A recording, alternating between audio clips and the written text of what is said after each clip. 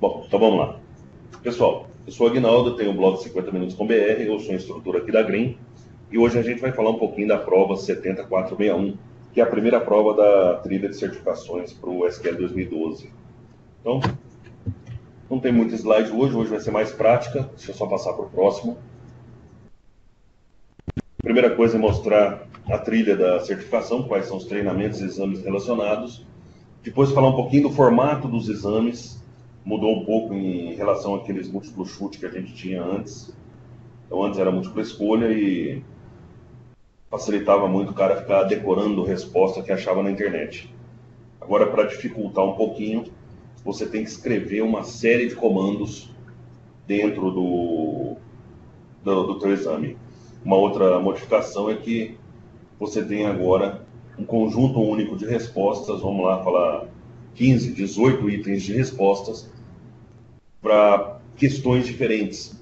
Então você tem que saber realmente o que você está falando. O cara que está só decorando a resposta, ele começa a se confundir todo.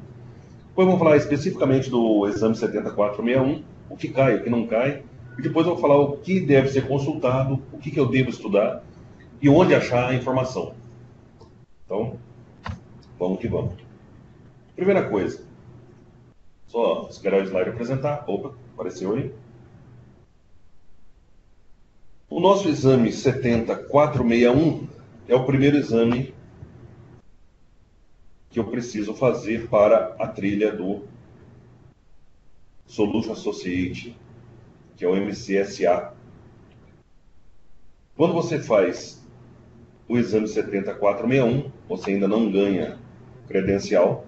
Você tem que fazer o 461, o 462 e o 463.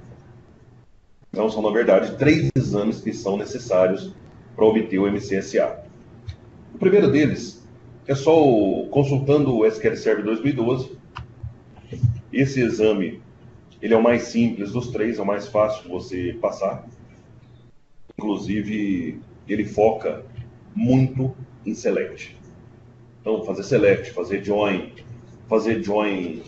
usando o nome qualificado, usando alias, isso tudo ele pede. E o legal é que agora você tem que escrever o comando. Ele te dá uma caixinha de texto, você vai lá e escreve o comando. Se você escreveu errado, babau. Uma outra coisa. Depois você tem o 462, que é o administrando, depois implementando o Data Warehouse, falando um pouquinho de BI, no 463. Só que antes era um assunto que era totalmente apartado, né? Você tinha certificação de administrador, você tinha certificação de desenvolvedor e tinha uma certificação separada de BI. Hoje eles estão fazendo o quê? Quem vai mexer com SQL, mesmo que seja o mínimo, ele tem que conhecer um pouquinho de consulta em banco, Insert, Update, Delete, Select, Merge. Eu tenho que conhecer um pouco de administração e tenho que saber um pouquinho de BI também. Pô, legal. Finalmente agora eles forçam a barra e te obrigam a aprender um pouco mais. Quanto mais eu aprendo, maior é a chance de aplicar a solução certa na minha empresa, né? Depois que você tem o MCSA, fazendo essas 3 provas, esses 3 exames, você vai para o Solutions Expert, ou seja, a certificação um pouco mais top da Microsoft. O Solution Expert, você vê que tem aí 2 sabores, né? São 2 variações dela. Uma, Data Platform, plataforma de dados, ou seja, eu quero trabalhar com OLTP, quero trabalhar com banco de dados operacional, então tradicional. Então, tem lá a prova 70464, a 70465, desenvolvendo databases SQL 2012 e planejando soluções de banco para SQL 2012. Pô, legal. Estou pensando exclusivamente em implementação. Eu tenho que ver quais são as tabelas, quais são os objetos de banco, procedure, view, triggers, tipo de coisa toda. Legal. E aí, quem vai para o lado do BI, Business Intelligence, Solutions Expert também, SE, ele tem implementando modelo de dado e relatório, e depois planejando soluções de inteligência de negócios, ambos com SQL Server 2012. Legal. Qualquer um desses 2, MCSEs, eles dependem do MCSA, ou seja, você tem que fazer as 3 provas do MCSA e mais 2 do MCSE. Pô, legal. O 88986, 88987, pode ver que até o código muda um pouco, é para aquela certificação Master. A certificação Master é o top do top, né? Aqui no Brasil, acho que tem 3 ou 4 pessoas só que são Master em SQL e todos são funcionários da Microsoft. Pelo menos a informação que eu tinha até pouco tempo atrás. Não existe treinamento para isso. Na verdade, o treinamento você vai para os Estados Unidos, paga lá com desconto, com tudo, acho que chega em $15.000. Fica 3 semanas lá fazendo o curso. Durante essas 3 semanas você faz 3 provas teóricas, mais uma prática. E aí, se tudo der certo, você vai virar Master.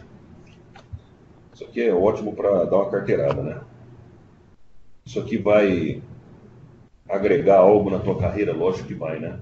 Só que a gente vê que no Brasil hoje não tem empresa no porte necessário para você, como Master, ser contratado. A gente vê muito isso em conversa de instrutores, de membros de comunidade. Então, sempre que a gente está lá na Microsoft conversando, vem a pergunta: mas se eu tirar o Master, é legal? Opa, legal pra caramba. Tem mercado no Brasil? Dificilmente. O Master, geralmente, ele vai trabalhar na Inglaterra, vai trabalhar em outros países da Europa, vai trabalhar nos Estados Unidos, por conta de valor. Você não vai fazer uma certificação que custa praticamente um carro e alguém vai te oferecer lá R$3 a hora, você vai pegar, né? Então, quem faz a certificação, ele já sabe que, muito provavelmente, ele vai buscar alguma oportunidade fora do Brasil. Mas ela existe, são pouquíssimas pessoas, inclusive pela dificuldade de você usar essas 3 semanas de tempo aí que você tem para tirar a certificação. Bom, só que o nosso foco hoje é a primeira certificação delas, é a mais baba, 70461, que vai falar só de comandos de SQL. E aí, tem uma série de demos. Primeira coisa que eu tenho que mostrar, deixa eu pegar aqui o site da Microsoft. Melhor fonte de recurso é o próprio site da empresa que desenvolveu o exame, não é isso? Então, olha só. Entrei lá em microsoft.com/learning. Dentro do microsoft.com/learning, eu pesquisei pelos exames de certificação pelo código 70461. Ele foi liberado para a gente em 11 de junho de 2012. Só existe em inglês. Então, quem está com esperança de fazer prova em português, esqueça. Público-alvo, profissional de tecnologia. Qual tecnologia desse exame? SQL Server 2012. E esse exame, o tipo dele é um exame entregue para uma outra empresa e tem um formato todo específico. Eu vou falar desse formato daqui a pouco. Tudo bem? Quem entrega esse exame para a gente? A Prometric. Ela é uma empresa especializada em entregar exames. Você faz a inscrição e no dia da prova você senta aqui na máquina dentro de um parceiro Prometric e faz o exame todo e sai a resposta na hora, sai o resultado, se você foi aprovado ou não. Tudo bem? Então, se você quiser marcar o exame pela Prometric, está aqui. Clique em Take Exam e ele vai passar pela tela de registro. Bom, uma outra coisa, para quem está fazendo o exame 70461, você tem a chance de fazer um download do livro introduzindo SQL Server 2012, uma introdução ao Microsoft SQL Server 2012. Esse e-book ele é pequenininho, tem 280 páginas, mas é bem interessante. Ele resume em pouco volume de informação quase tudo que tem de novidade nele. Então eu achei muito bacana para quem quer ganhar tempo, né? Bom, e aí, overview. Primeira coisa, toda vez que você vai fazer um exame, você precisa se preparar para ele antes. isso não tem como, né? A gente vai fazer o exame, se não se preparou, a gente se arrebenta mesmo. O que acontece quando a gente está fazendo o exame e vai com a confiança ali do, eu uso tudo no dia a dia, vai ser fácil de fazer. Meu, certificação, ele não vai te perguntar o que você usa no dia a dia. Isso aí é tua obrigação. Ele vai perguntar coisas que não são do dia a dia, coisas menos óbvias. Eu tenho vários alunos que vêm fazer prova e eu falo para todos eles, gente, estuda por fora, você vai lá e busque informação extra, mas não. Ele faz um treinamento de 40 horas e pelo fato de trabalhar com isso no dia a dia, ele fala, não, pode deixar que eu vou fazer a prova. Meu, não passa mesmo. E o pior de tudo é que não passa por pouco. E aí o cara fica doido, né? Fala, pô, se eu tivesse investido um pouquinho mais de tempo, tivesse estudado uma semana, eu tinha passado. Eu falei, pois é. Então, prepare-se, porque é a dica mais importante que vocês vão ter hoje. Bom, uma das coisas que a gente sempre concorda quando faz o exame Microsoft é não divulgar as questões e não divulgar a resposta, pior ainda, né? Mas buscando aqui dentro do material da própria Microsoft, ele vai falar para você, olha, esse exame ele é direcionado a administrador de bancos de dados, implementadores, engenheiros de sistema e desenvolvedores que tenham 2 ou mais anos de experiência. Aquela história, né? Você tem 2, 3 anos de experiência, o que vai acontecer? Eu já tenho uma chance maior de ter usado aquilo que não é trivial. Então eu consigo talvez aí fazer a prova,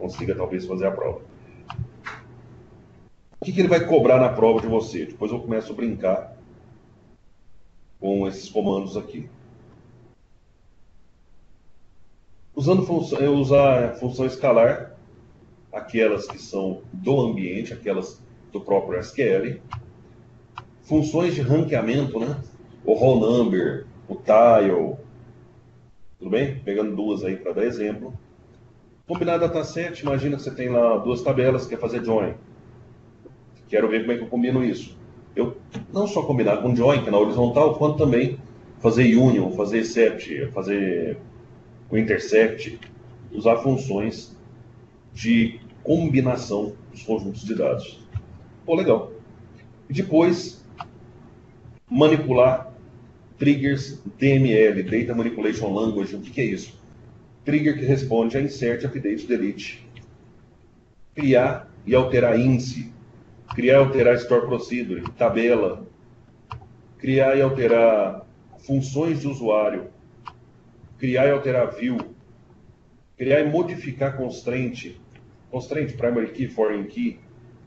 Apesar de não ser muito uma constraint, o valor null, not null do campo, a propriedade, o valor default, constraint check. E aí a gente tem que dar uma olhada nisso. Depois, trabalhar um pouco com Store Procedure, planejar Store Procedure, não só criar, né? Porque criar Store Procedure é create proc, nome dela é select get date, pronto, está criado. É muito fácil. Então eu tenho que criar Store Procedure que atenda negócio. Desenhar views, ou planejar as views. Queries de agregação, tem que falar delas. Você tem que ter conhecido, mexido com isso alguma vez. Implementar um data type novo. Manipulação de erros. Subquery, apesar de não prestar para desempenho, tudo que você escreve em subquery tem como você escrever usando join. E até no 2000 tinha uma diferença brutal de desempenho. 2005, 2008 melhorou muito. E o mecanismo relacional ele já está bastante esperto, né? O que ele chama agora o mecanismo relacional de otimizador de query. Depois, usar o gerador de sequência, gerenciar transações, modificar dados com insert, update, delete, modificar dados usando insert, otimizar a query, pesquisar dados em XML, pesquisar dados usando select e retornar dados usando cláusula output. Ou seja, tudo aquilo que você faz para armazenar os dados, pesquisar os dados e manipular de alguma forma, por exemplo, eu quero trazer um campo de datetime formatado com outro padrão, né? Isso aí tudo eu tenho que saber. Pô, legal. O 70461, ele te dá crédito para MCSA, certificação de SQL, para MCSE, lógico, o MCSA é pré-requisito, né? Para Data Platform, e o MCSE de BI. Pô, bacana. Quando você começa a falar disso, você fala, pô, então ela é importante mesmo. Perfeito. 461, 462 e 463 são as primeiras. E aqui, quais são os conhecimentos medidos, os conhecimentos que você tem que ser avaliado? E detalhe, ó, tem um parágrafozinho aí, uma frasezinha. Esse objetivo pode incluir, mas não está limitado a blá, blá, blá, blá, blá, blá, blá, blá, blá. Por que isso? Tem gente que fala, mas não estava nessa lista, não tinha que estudar, eu não passei na prova por uma questão e não estava na lista. Não, não, não, não, não. Isso aí é o que cai na prova, mas se cair alguma coisa diferente disso, está valendo. É obrigação sua conhecer o SQL. Então, aquela história, né? Estude, não se prenda a estudar o mínimo necessário, não estamos na escola, né? Escola que a pessoa no colegial está sabendo ler, escrever, mais ou menos, né? Ele mal sabe assinar o nome no terceiro colegial e, pô, estou alfabetizado, ó, bacana, sei tudo. Pô, pelo amor de Deus, né? Aqui você está trabalhando com tecnologia, no mínimo você não vai ser malandro, porque você está trabalhando com uma coisa que você gosta. Ah, mas eu não gosto de informática. Beleza, vai fazer enfermagem. Tá aqui, ó. Create objetos do banco de dados. 1/4 da prova, mais ou menos.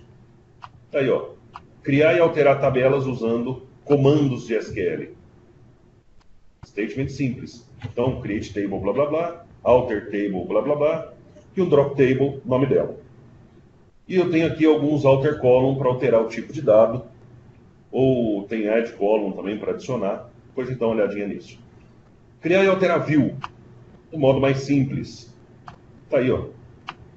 E uma coisa interessante, preste atenção na criação de views indexadas. Para criar view indexada tem que ter o if schema bind. A gente vai dar uma olhadinha nisso, tudo bem? Usando create alter drop. Sem usar ferramentas. O mais importante é isso. Você não vai criar uma view, uma procedure, um objeto qualquer de banco pelo layout, pela ferramenta de layout lá no Object Browser, botão direito, create. Não, nada disso. Você tem que usar comandos. Essa é a parte que pega. O pessoal muitas vezes pega e... botão direito database, adiciona, vai em tabelas, botão direito, new table. Meu Deus do céu, eu sei usar o SQL. Mentira. Tem nada não. Tem alguém aqui que perguntou se pode tirar a certificação do SQL 2008. Pode sim. O único problema é que essas certificações aí mais antigas, elas vão expirar no dia 31 de julho.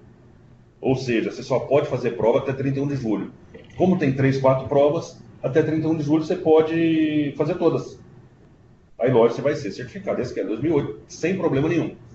Mas uma dica. Eu sou certificado desde a versão 7. Todas. Não entra nessa. Faça do 2012, porque ela é uma prova mais fácil. Se você está começando agora, faça de 2012. Os assuntos são mais separados, as provas não têm tanta informação diferente dentro dela. E uma outra coisa, tem mais tempo para terminar a tua trilha, né? Senão você vai ter que fazer 3, 4 provas até dia 31 agora. Tem isso também. Sangrar os dedos. Tá certo. Vamos lá. Depois eu tenho aqui, como é que você vai implementar as views, desenhar as views, né? Planejar. O que eu quero fazer? Eu quero garantir que você não mexa nos objetos que essa view faça referência, essas minhas views e funções, implicação de segurança. Eu vou dar uma olhada nisso aqui já com vocês. De repente você fala, para que serve view, né? View é ótimo para você implementar segurança. Você bloqueia acesso na tabela em tudo e depois você libera nas views. Isso vai ser uma coisa bacana da gente trabalhar. Criar e modificar constraint. Quais são? Unique, único valor naquela coluna da tabela, ou seja, estou garantindo aqui uma identidade, né? Constraint default, valor padrão para a coluna. Primary key garante valor único para uma coluna também, um conjunto de colunas. E a foreign key garante que o valor que está inserido na tabela ele está existindo em outra tabela. Depois eu vou falar de cada um deles. Depois, criar trigger de DML, ou seja, para insert, para update, para delete. Dica: as triggers, elas rodam depois do teu comando, não é isso? Ela vai disparar, por exemplo, o meu insert e a trigger, depois que você fez o insert na tabela, ela é disparada. Pô, bacana, grande coisa. E daí? E daí que você tem várias situações onde você não quer disparar a trigger após o comando. Fala, não, então tá bom. Eu mando disparar antes. Não, eu quero que a trigger trabalhe no lugar do insert. Trabalhe no lugar do delete. Trabalhe no lugar do update. Então você faz o quê? Você vai criar aquelas triggers instead of. Ela roda em vez de. Aí você fala, pô, legal pra caramba. Por que você está falando isso? Porque é muito importante a gente saber. Esse instead of é uma das exceções que eu falo. É algo que você não usa no dia a dia e é algo que vai ser cobrado com certeza. Ah, na tua prova teve isso? Sei lá. Não posso falar da minha prova. Tá aqui, ó. Trabalhando com dados, 27%. Ô, meu, 27%, quase um terço, pouco mais de um quarto da prova. O que você tem que fazer? Aprender a usar o select. Tudo. Select top tantos. Depois,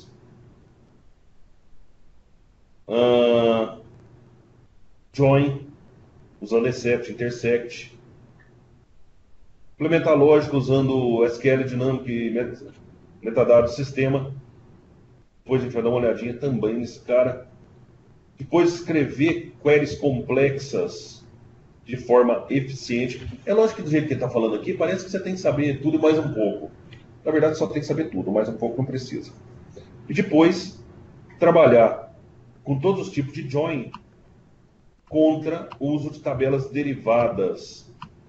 Depois, determinar qual código pode ou não ser executado baseado nas tabelas fornecidas. Isso aqui é legalzinho porque, olha só, ele vai te dar um conjunto de tabelas e vai falar para você, olha, eu preciso extrair esse dado, faz aí. Você vai ter que acabar escrevendo um joinzinho lá. É bacana. É o tipo de prova que quem trabalha sabe fazer. Quem está decorando, mas não vai fazer mesmo. Vamos lá.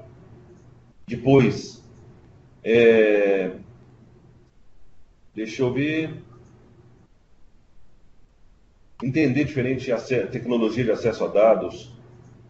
Depois vou trabalhar um case versus SNU versus Coalesce. Quando eu uso um, quando eu uso o outro. Case usa quando? SNU usa quando? Coalesce usa quando? Tem que fazer também uma brinquedinho com esses caras. Depois subquery. Quando você cria uma subquery, você está pedindo problema de performance. Bom, por quê? Porque, primeiro, subquery é coisa de nego preguiçoso. Ele não sabe escrever uma query grande, então ele vai escrever uma query dentro da outra várias vezes. Ou ele vai escrever uma série de colunas e a subquery está lá trazendo dados de cada uma. O problema todo da subquery é que eu faço vários acessos a disco quando eu precisaria fazer um só. Depois a gente vai trabalhar. Data type nada mais é que um apelido que eu dou para um determinado tipo de dado. Depois, ele quer que você fale um pouquinho do new ID, new sequential ID. Por quê? Porque esses tipos são grandes, né? Vocês vão ver que o valor dele é maiorzinho, então você vai precisar de um pouco mais de memória para fazer os relacionamentos. Mas tudo bem. E o new ID, se for uma chave primária, ele tem problema também de desempenho, né? Chave primária gera índice clustered, os dados da tabela estão amarrados a ele. Então, toda vez que você gera um new ID e joga na tabela, ele tem que reajustar, então ele fica fragmentando demais. Para isso que tem o new sequential ID. Vou dar um tapinha nisso já já. Lembrando que esse cara aqui é um curso de 24 horas corrido, né? Não dá para falar tudo em 2 horas. Eu vou dar os tópicos principais para vocês. Depois, fazer query com agregação, funções analíticas, os grupos insert da vida, aggregate para dados espaciais. Ele fala de aggregate espacial, mas acaba que eu não reparei nisso não, viu? Eu nunca vi uma função de geometria e uma função, um tipo geométrico, um tipo geográfico, em lugar nenhum. Na prova, pode ser que vocês tenham isso aí na prova, porque faz parte aqui do conteúdo. Mas eu, particularmente, não lembro de ter visto. E trabalhar com função de ranking, essa aqui sim.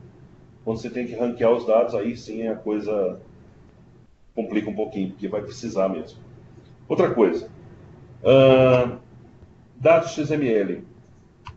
Tem algumas coisas que já existiam na SQL 2000, que é o for XML, blá blá blá, né?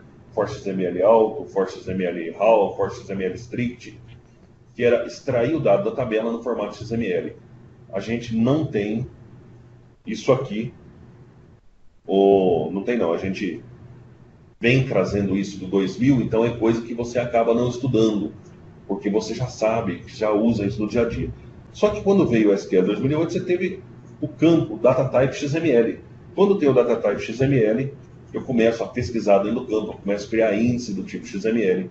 Isso eu tenho que correr atrás, isso eu tenho que aprender.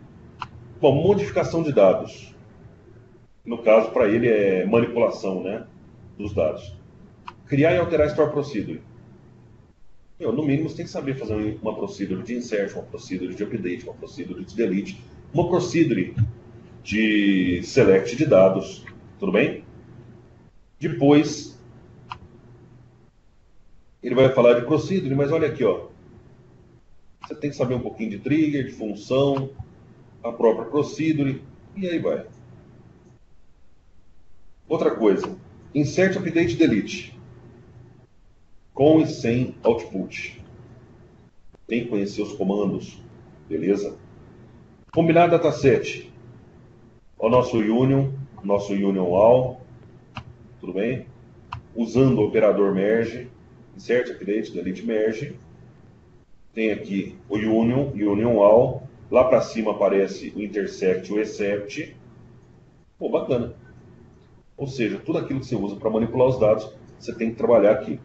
Trabalhando com funções, eu tenho que trabalhar com função e entender o que é uma função determinística, o que é uma função não determinística. Quando você usa o que é uma função escalar, o que é uma função de table, de tabela. Quando você usa, primeiro o que é cada um deles, depois quando você usa cada uma delas. E depois você tem que criar e alterar funções de usuário. Pô, bacana. Eu tenho que saber, então, tudo aquilo que é básico. Resolução de problemas de otimização. 1/4 da prova certinho. Pode ver que são 4 grandes blocos, né? Cada um com um assunto diferente. Otimização de query. Aí aquela história, né? Que são estatísticas. Eu tenho que ler um plano de execução, entender o que ele faz. Eu tenho que saber quais são as views de gerenciamento, as DMVs. O que são hints. O Statistics I/O, o famoso set Statistics I/O on, set Statistics I/O off, para ver as estatísticas de disco. Queries parametrizadas, query dinâmica. Depois, escrever diferente tipo de join. Isso é em plano de execução, tá? O hash, o merge, o loop. Escrever os cenários onde eles são usados. Se você consegue entender esse tipo de operador, os hash, merge, loop, você começa a poder melhorar o teu select. Tem gente que fala, não, faz select aí. Eu estava dando aula sábado aí numa empresa e estou ainda faltam 3 aulas para terminar das 13. E vira e mexe eles me trazem coisa, porque é uma turma fechada, do trabalho deles. E chega um rapazinho lá, não, porque eu estou fazendo aqui um join e o meu gerente pediu para colocar as tabelas maiores antes, no começo. E agora você está falando para a gente que tem que ser as menores. E aí?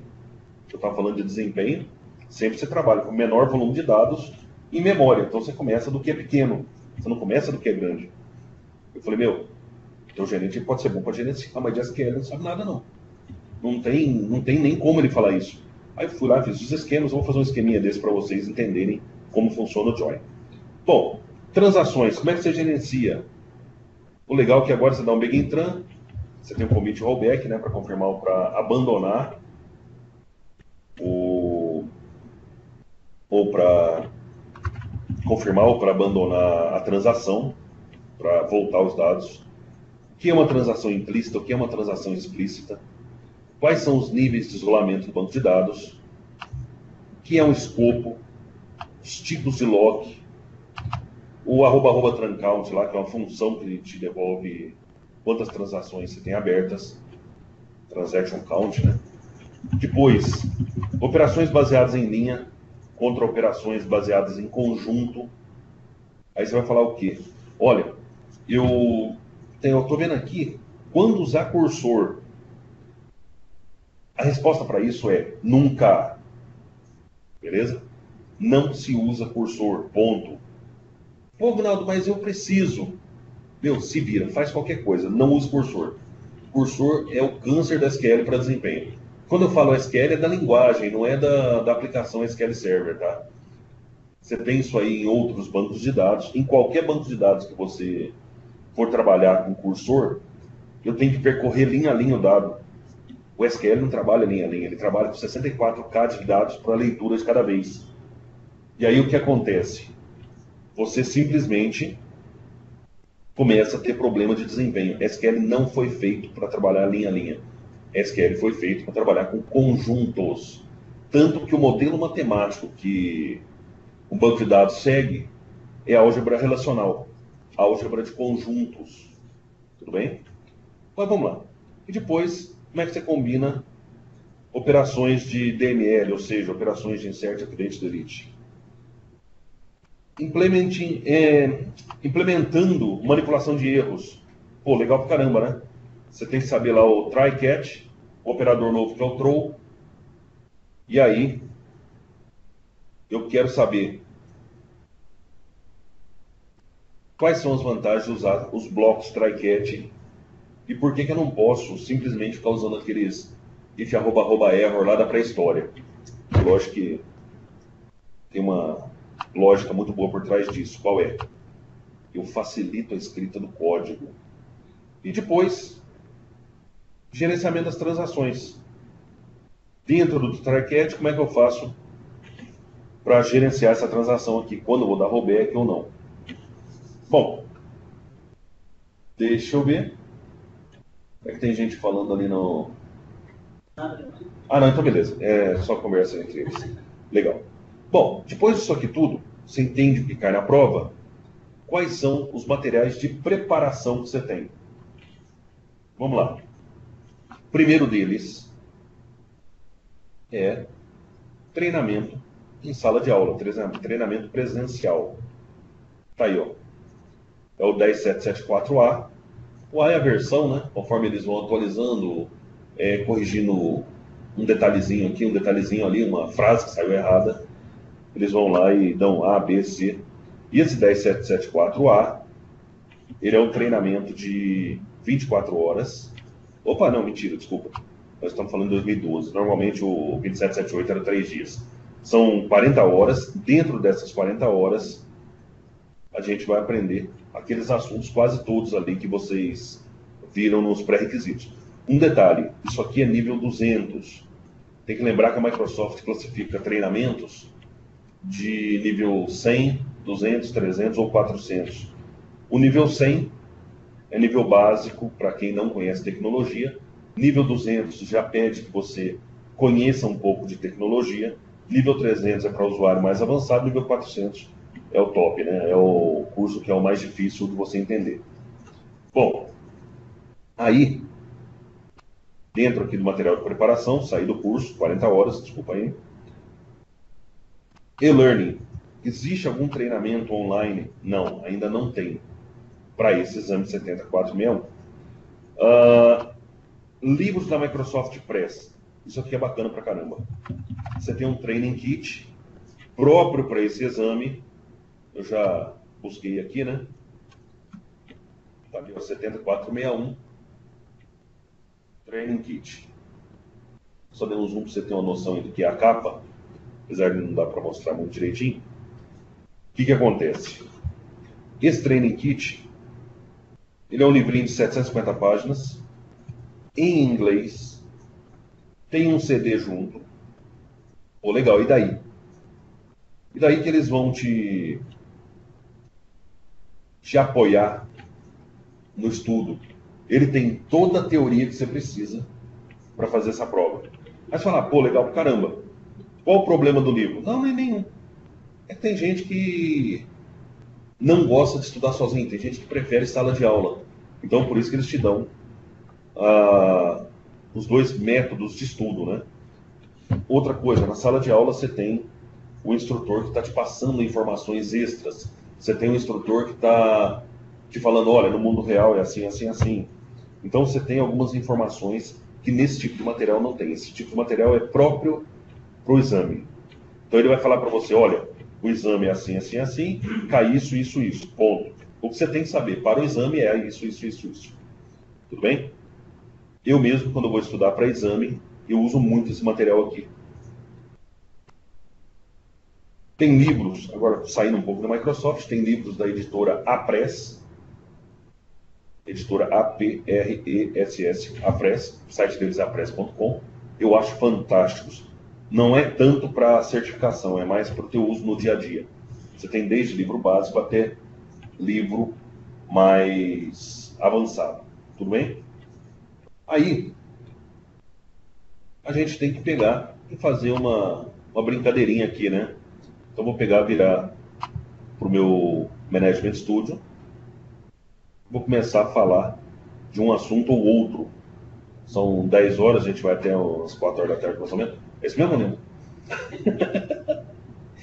O pessoal aqui tem um problema com o tempo, rapaz. Vocês precisam ver. Tá aqui, ó.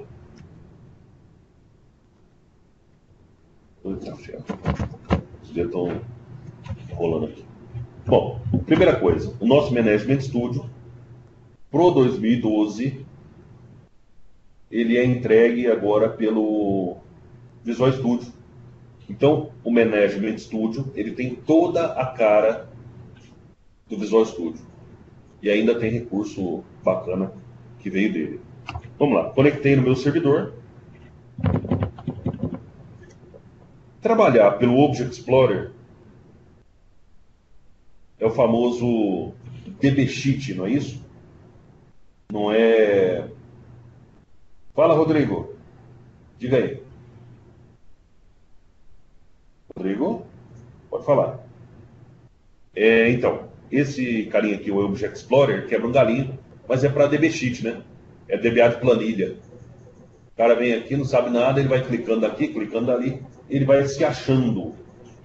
Então, o que que acontece? A gente vai pegar, sair desse Object Explorer, que para mim é a coisa inútil desde que existia o Query Analyzer, né? E vou criar uma nova query. Pronto. Tem sim, tem SQL 2012 Express, uma das perguntas que o pessoal fez. Ali tem sim. Lembrando de ontem, quando eu dei a palestra de novidades do SQL, inclusive ontem eu estava acabado, acabei não subindo os slides, coisa toda para o meu site, eu vou fazer isso hoje. Hoje tá legal, tô subindo já. Então o que acontece? Uma das edições do SQL é 2012, completando ali. Deixa eu ver. Primeira coisa, eu criar um banco de dados para a gente começar a brincar. Você pode ver que esse exame, ele não foca na criação do banco. Ele está preocupado em trabalhar com os objetos que estão dentro do banco de dados. Então, para mim, isso é maravilha, né? Eu só vou fazer um teste. Use master. Deixa eu ver como é que está aí. Dá para a pessoa enxergar. Deixa eu só dar um zoom aqui. Um pouquinho. E pronto. Se existes. Select asterisco from databases, onde name é igual DB 7461, só para dar trabalho de escrever, drop database db7461. Create database db7461. Vou use db7461. Vamos lá. Completou com sucesso.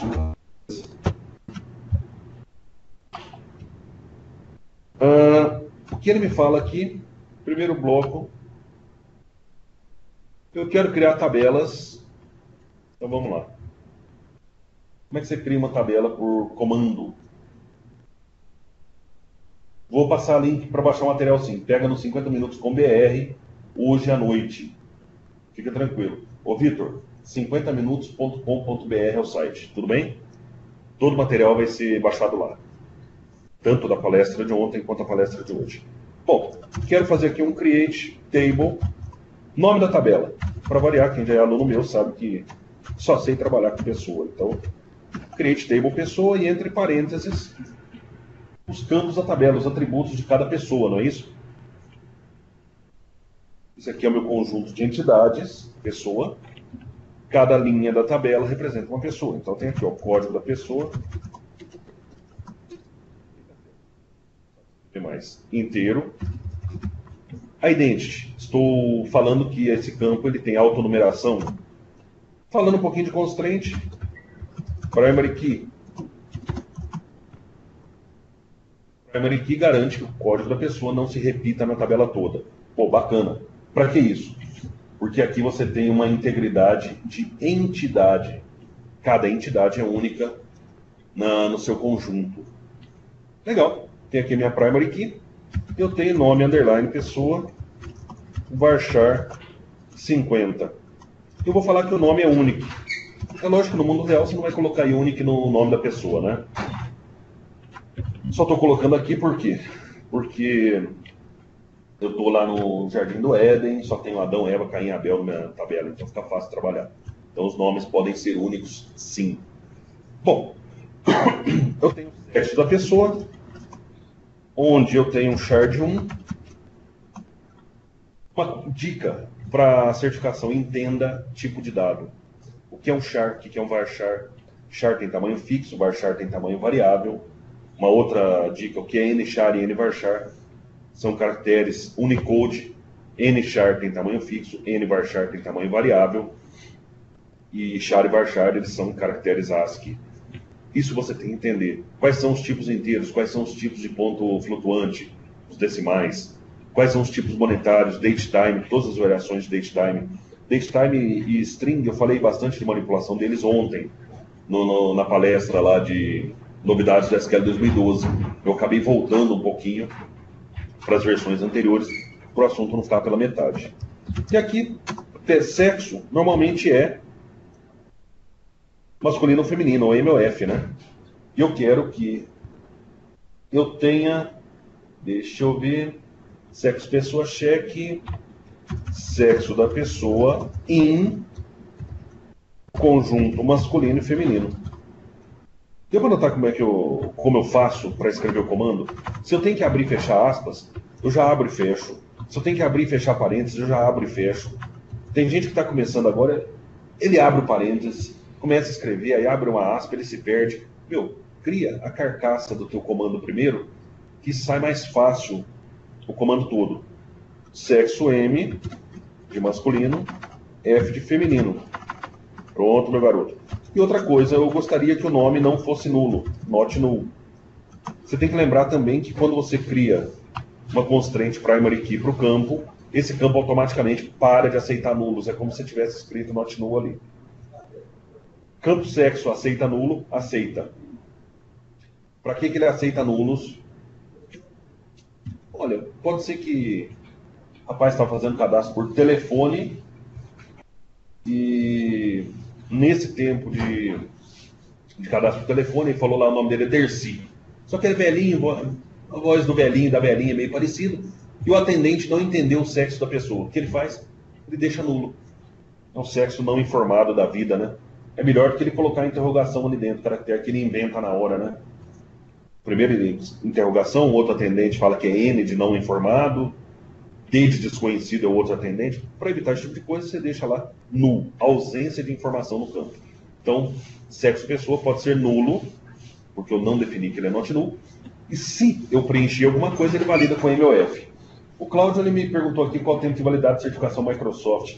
Bom, certificação Microsoft, as de infra, você tem 3 anos para renovar. Você vai tirar MCSA, depois você vai tirar MCSE. Essa MCSE, a cada 3 anos você renova. Você faz uma prova de atualização. Bem? Em 3 anos, provavelmente vai mudar a versão, e aí você vai atualizar para a próxima versão, já fica mais fácil, né? Quem é de desenvolvimento, a cada 2 anos tem que se atualizar. Então tem lá o MCSD, para Visual Studio 2012, daqui a 2 anos eu tenho que fazer a prova de novo. E aí daqui... Tem como falar de cheque sim, eu vou falar dele agora. Então, o que acaba acontecendo? Eu tenho as provas a cada 2 anos para desenvolvimento e para infra, Windows, SQL, por aí vai, Exchange, a cada 3 anos. Vamos lá. O linha 15, o que é o cheque, não é isso? A 462 fala sobre alta disponibilidade, pouquíssima coisa. Pouquíssima coisa. Alta disponibilidade, eles vão falar um pouquinho, vai falar um pouquinho de backup e restore, vai falar um pouquinho de always on, tanto grupo de disponibilidade quanto só fazer um cluster, são as tecnologias que você usa, mas a 462 fala um pouquinho sim. Mas vamos lá. O pessoal está perguntando o que é esse cheque aqui. Cheque é uma constraint, ou seja, uma restrição. Eu já tinha aplicado a restrição primary key, a constraint, para garantir que o código da pessoa é único na tabela. A unique, para garantir que o nome da pessoa é único na tabela. Sexo da pessoa, estou checando, estou verificando se tiver conteúdo, lógico, se eu digitei M ou F. Se eu digitei M ou F, beleza, eu consigo incluir na tabela. Se eu digitei qualquer coisa diferente de M ou F, ele não inclui na tabela. Tudo bem? Check é uma constraint de verificação. Tudo bem? Ele me dá uma garantia de integridade de domínio. O que é isso? Todos os valores digitados na coluna pertencem a um conjunto específico. Então, a gente vai pensando aqui alguns conceitos. Por exemplo, aqui na primary key, estou no SQL, eu tenho integridade, entidade. Esse aqui garante integridade de domínio. Pronto. Molina, tira uma dúvida. Sabe aquele videozinho lá de 8 horas da introdução ao banco de dados? Da Ariane. Quem fizer os 3 cursos, ele ganha aquele vídeo, é isso? Pessoal, estou conversando com o Molina aqui. Eu estou passando para o pessoal aqui da Green um vídeo de 8 horas, uma videoaula, né? Introdução a banco de dados. Para o cara entender o que é uma tabela, o que é um relacionamento, o que é um dialeto SQL qualquer. E pelo que eu estou entendendo aqui das diretivas que eles passaram para a gente, é o seguinte: quem tiver nos treinamentos nossos de SQL 2012, ele vai acabar ganhando esse treinamento introdução ao banco de dados. Aí eu explico que é integridade de entidade, integridade de domínio. Eu vou explicar as constraints todas. Eu vou explicar a integridade de relacionamento, a integridade referencial. Então, o que vai acontecer? Ele só está confirmando ali com o pessoal do comercial, mas eu acho que é isso mesmo. Então, todo mundo, que lógico eu sei, porque tem gente aqui dessa lista que vai fazer curso de SQL com a gente, que já inclusive está matriculado. Então, o que acontece? Esse material está sendo feito para dar uma balizada no pessoal aí. Então, é uma dica. Existe um treinamentinho online aí nosso de 8 horas, vai existir a partir de sexta-feira, né? Estou acabando de fazer ele amanhã. E isso aí vai...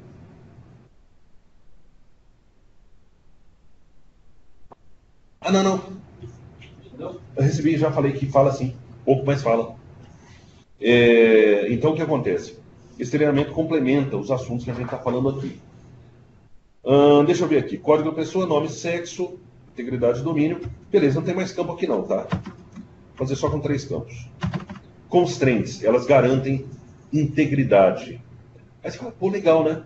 E se eu tivesse uma tabela relacionada, já que eu estou fazendo aqui um banco de dados modelo OLTP, os dados estão normalizados, ou seja, não há repetição de dados. Depois eu explico isso também lá no outro treinamento. Mas o dado não está normalizado, ele está normalizado.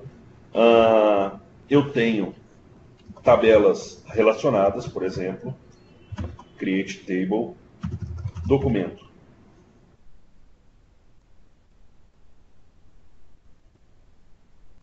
A pessoa pode ter mais de um documento, não é isso?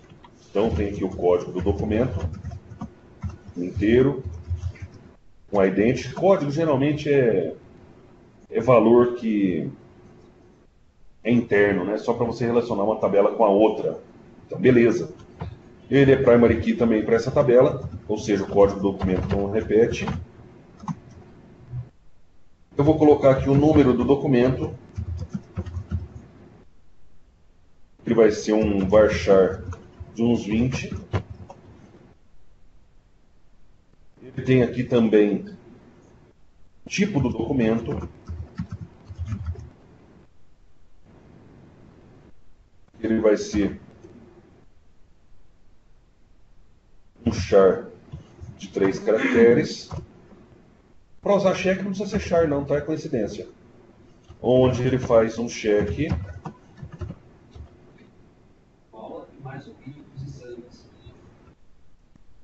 Ah, entendi. Pessoal, pelo que eu estou vendo aqui, ó, falei com o Molina ali, é a videoaula lá mesmo do Introdução ao Banco de Dados e mais o vídeo do exame. Então a gente tem aí um treinamento para o SA. Tudo bem? Então eu ganho os vídeos aí para a gente melhorar um pouquinho nosso desempenho nas provas. Tá aí, ó. Tipo do documento, char de 3, cheque o quê? Ou vai ser CPF ou RG o nosso documento. Então, tipo, documento ou ele é um CPF, ou ele é um RG. Opa, faltou aqui. Legal. E o legal é que ele é not null. O usuário é obrigado a preencher o tipo de dado. E uma coisa importante aqui também, o que é? Já que é uma tabela de documento relacionado à pessoa, eu tenho o código da pessoa aqui. Esse código da pessoa é int. Código da pessoa int faz referência para código da pessoa int da tabela pessoa. Legal. References. Olha que bacana. References. Opa. Peraí que está pulando aqui minha tela. Ele garante integridade referencial.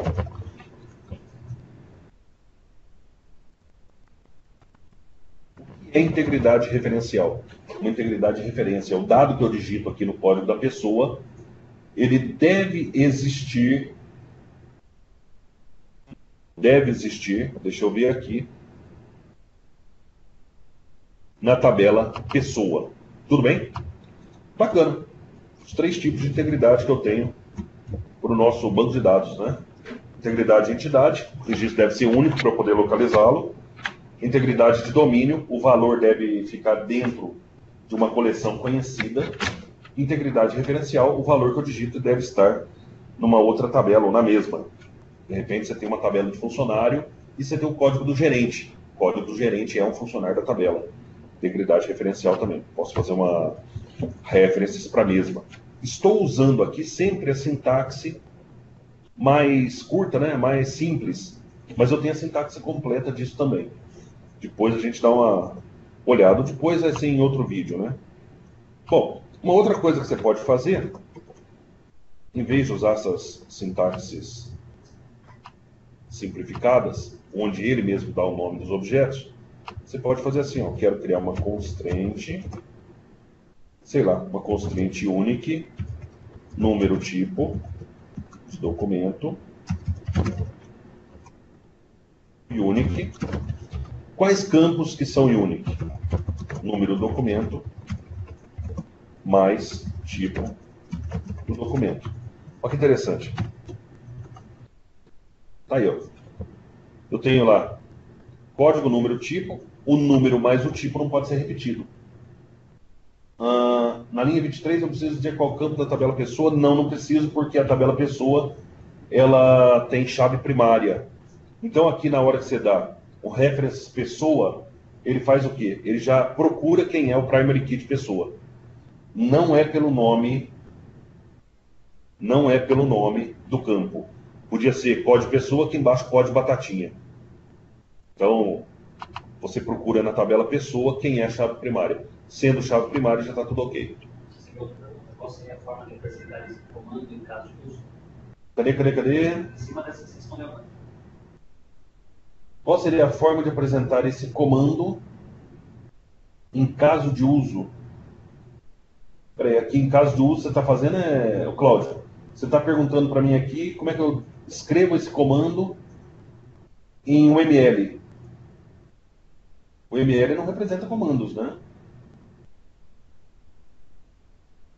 Então, o Cláudio, o ML ele não vai me trazer isso em um comando. O que eu vou ter no ML vai ser o quê? Um diagrama de classe e um diagrama de relacionamentos. Eu acho que é o mais perto daqui que você vai ter. Tudo bem? O que vai acabar acontecendo? Um diagrama de classe se aproxima bastante disso, onde a classe é a tabela e cada propriedade, cada atributo vai ser um campo diferente. Eu acho que é o mais próximo aí da brincadeira. Tudo bem? Deixa eu ver aqui mais. Estamos. Anime 23, tal, foi. Júnior não temos, não, temos online. Ah, não, esse que eu ver. Beleza, é o seguinte. Quando eu uso esse modelo de baixo aqui da linha 25, constraint tal, do tipo unique e os dois campos, é quando você tem mais de uma coluna fazendo parte da mesma constraint. Por exemplo, uma primary key formada por duas colunas. Eu não posso escrever primary key nas duas. Se eu escrevo primary key nas duas colunas, ele tenta fazer... Oi, parece que é bobo, né? Aqui, ó, alguém me falou que a vírgula da linha 23 estava comentada. Mas você sabe por que eu nem ligo? Eu tirei ela dali, mas quando termina a lista de campos e começa a lista de constraint, você não precisa dessa vírgula. O bacana é isso. Tem alguns lugares, são dois lugares aí que ele permite que você escreva o comando com erro. É aqui, que não precisa ter a vírgula, ela é opcional, ou no final do comando. Pode ter uma vírgula aqui. Ele desconsidera também.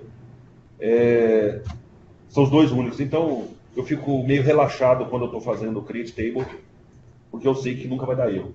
Pelo menos não por esse critério, né? Por essa condição. Tá aí, ó. Pessoal, por que eu usei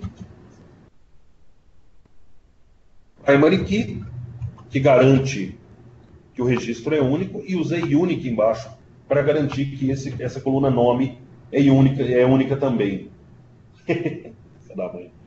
Então, o que acontece? Primary key, ele cria para mim um índice chamado, ou do tipo, clustered. Índice clustered. Índice clustered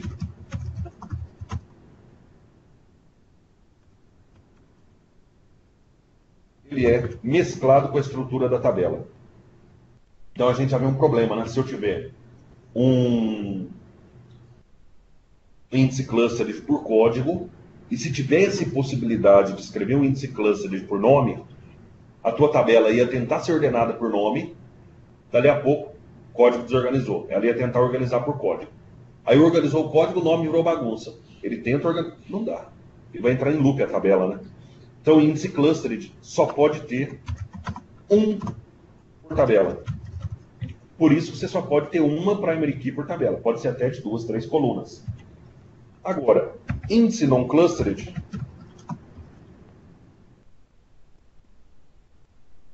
clustered, a estrutura é independente da tabela.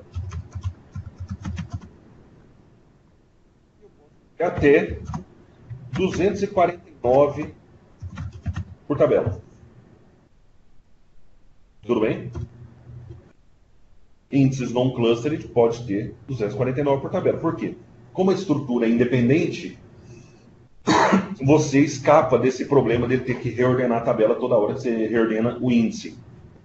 E o legal aqui é o seguinte, o Unique gera índices non-clustered. Ah, mas eu queria um Unique que gera índice clustered. Pode também, mas normalmente quem gera índice clustered é a primary key. Tudo bem? Estou falando aqui do padrão, é aquilo que você tem que usar no dia a dia. Beleza. Pensando na prova, você tem que conhecer essas constraints todas, inclusive as duas formas de escrita. Bom, se eu tiver que ver a estrutura da tabela, SP help, vejo características do objeto, né? Pessoa. SP help pessoa. Deixa eu só dar uma... Tá aí, ó. Só esperar apresentar na tela.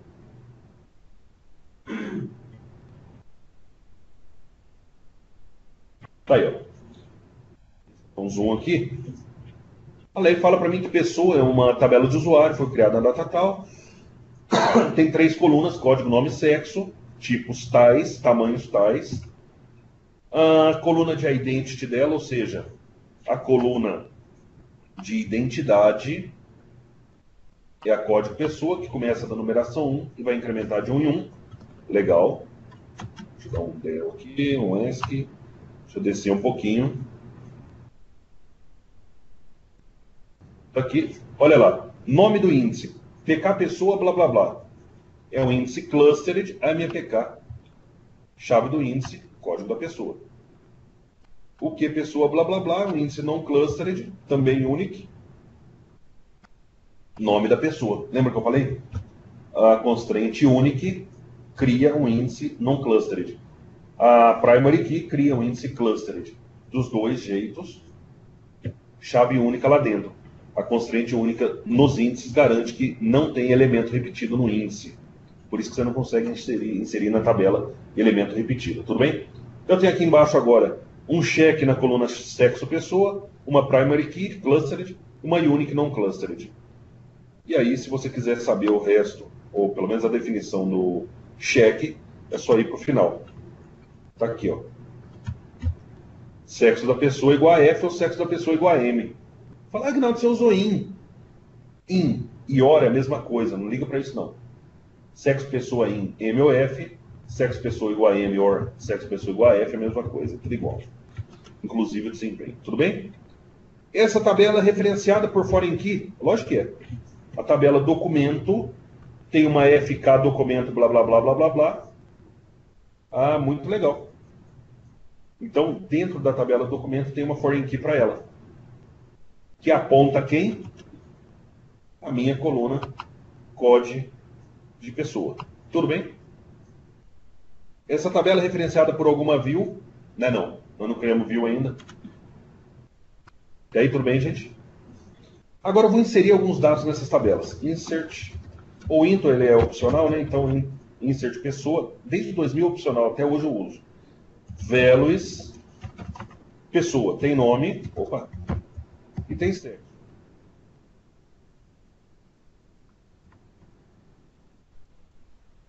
Adão, Eva, Caim, Abel. Vamos lá. Todos quatro. São os únicos nomes que eu sempre lembro, né? Adão, Eva, Caim e Abel.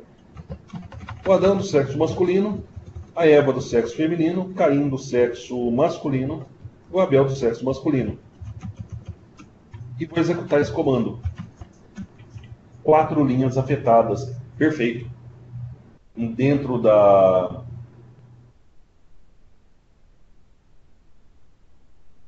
Ah, legal, lá no MVA tem sim, é uma das fontes de consulta que você pode usar. E o treinamento do MVA é legalzinho também. Inserir os dados todos, como que eu faço select? Select asterisco from pessoa. Gosto de quebrar assim, fica mais fácil, né? Tá lá, ó, todos os dados, 1, 2, 3, 4. No 2012, o que aconteceu? Não, o Caim vai ser apagado já já, ele é usado para deleção. E de vez em quando o Abel, ele mata o Abel antes de ser deletado. Calma aí que a gente chega lá. Por isso que tem essa família aí. O select asterisco para uma pessoa traz os dados todos. Uma coisa que você vê é que ele teve no Identity autonumeração. Por conta do Identity, ele ganhou os números do código da pessoa. No 2012, você tem o quê? Você tem o... Como é que eu falo? O sequence, o mesmo que existia no Oracle. No vídeo de ontem, eu explico o sequence, como você usa, um objeto de sequência. Exatamente, Rafael. É o mesmo modelo do sequence do Oracle, um objeto que gera número para você. E aí você faz o quê? Você usa um nextval, o next value da sequência para buscar. O problema do campo, a identity, é que só pode ter um por tabela. Com sequence, cada coluna pode ter um valor de sequência diferente. Tudo bem? Hoje à noite está no meu site esse vídeo. Eu já deixo lá. Eu estou subindo para o YouTube e já deixo no meu site. Pode assistir o de ontem, tem bastante coisa interessante de comandos novos, que é coisa que vai ser cobrada na prova. Vamos lá. Recheado material, inclusive material recheado, né? Tá ali, ó. Eu abandonei ele um pouquinho por conta de por conta de SQL. Eu fiquei fazendo muita coisa de desenvolvimento, mas eu estou retomando a parte do banco de dados lá também. Quando eu passei do UOL para a local web, eu perdi muita coisa e desanimou, viu? Mas vamos lá. Select asterisco para uma pessoa, coisa que você tem que saber é dar apelido para as colunas, né? Select, código da pessoa, as, código, vírgula, nome da pessoa, as, nome da pessoa, sexo da pessoa, as, sexo. Selecionei os campos, pronto, pessoa. Não tem problema. São algumas variações, né? Código pessoas, código, entre aspinhas, nome da coluna. Entre colchetes, nome da coluna também. Aspinha, famoso apóstrofo, né? E... Opa! Dá um toque no Antônio Júnior aí, que o áudio dele sumiu. Alguém pode só escrever para ele? Sai e volta. Aí o áudio volta. E aqui é sexo, não preciso nem da aspinha nem do colchete. Por quê? Porque não tem espaço em branco. Eu só sou obrigado a usar esses dois carinhas quando tem espaço em branco no nome. Isso. Valeu, Rafael. Bom, o que acontece? Esse S também é opcional. Você não precisa ter ele. Aí, ó. Eu, particularmente, só escrevo assim, ó, dessa primeira forma aqui. Tem outra ainda que é o nome do campo igual campo. Vale. Tudo bem? Mas, sai fora daqui. Quando você faz isso, olha lá. Código, nome da pessoa e sexo. Perfeito. Você deu os nomes. Usar a cláusula where, não vou nem mostrar, porque o where é o basicão, né? Ordenação você também tem que saber. Agrupar por sexo, aqui no caso. Agora vamos começar a falar dos objetos do banco. Então tem alguns documentos para esses caras, né? Então vamos lá, vamos começar. Insert on documento. Values. Eita, nós. Eu tenho o número do documento, o tipo do documento e o código da pessoa. Não é isso? O resto é autonumeração. Assim. Você Ctrl V aqui. Pronto, mais um documento aqui. Pronto. Eu tenho aqui o Adão tem 2 documentos, a Eva tem um, Caim tem um, Abel tem um. E vai ser o Adão tem CPF, RG, a Eva tem só CPF, Caim tem CPF e o Abel tem CPF, tudo para pagar imposto.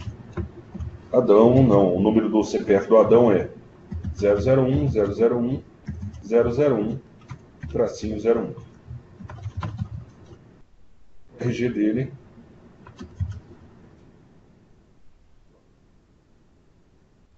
CPF da Eva 002 002 opa 002 traço 02.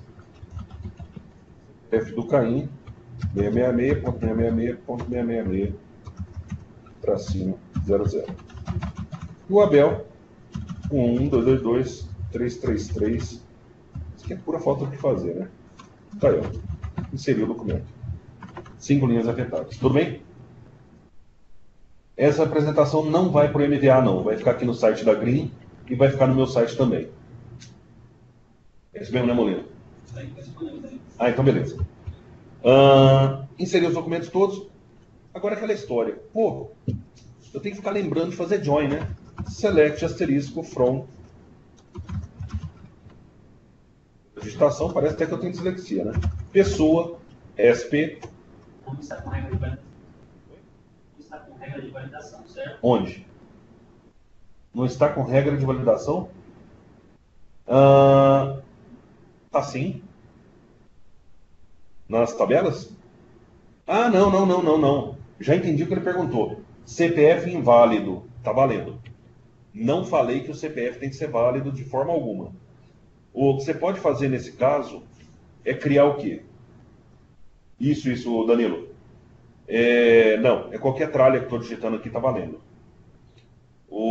Para você validar esse tipo de coisa, você pode usar uma trigger ou criar uma função de validação. Só que tanto a trigger quanto a função, eles vão usar muito processador. Então, esquecendo um pouquinho do lado da prova, como que eu faria? Eu iria fazer um CLR function, uma função escrita em C#, uma função escrita em VBNet, em linguagem gerenciada, tudo bem? E dentro dessa função, essa função ia jogar dentro do SQL. Para você, parece que você está usando SQL. Só que como ela é em linguagem compilada, ela tem uma eficiência muito maior quando você trabalha com o processador. Tem que lembrar que nada no SQL é compilado de verdade, né? Você tem o quê? Compilação do SQL é gerar plano de execução. É o acesso para os dados. Não é compilação, não é aquilo que o processador quer, os dados na forma binária, né? Então eu faria o quê? Faria uma função em CLR, importaria para o SQL e usaria normalmente. Me manda um e-mail, aguinaldo@50minutos.com.br, e eu pego e mando um exemplo disso para vocês. Quem quiser. A Bebel perguntou aqui se existe um curso específico de CLR. Então, eu vou montar aqui, uma palestrinha de umas 2 horas.